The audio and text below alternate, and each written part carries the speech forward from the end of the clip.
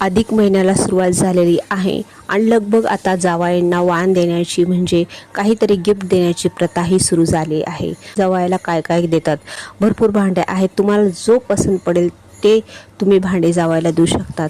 खूप साऱ्या व्हरायटी वगैरे दुकानात आलेल्या आहेत। तुम्ही तांब्याचे भांडे, पितळाचे भांडे जे आवडेल तुम्हाला ते देऊ शकतात। आता कुकरपासून तर गंगाळीपासून, आंघोळ करण्यापासून, ताटपासून सगळं काही हे आलेलं आहे।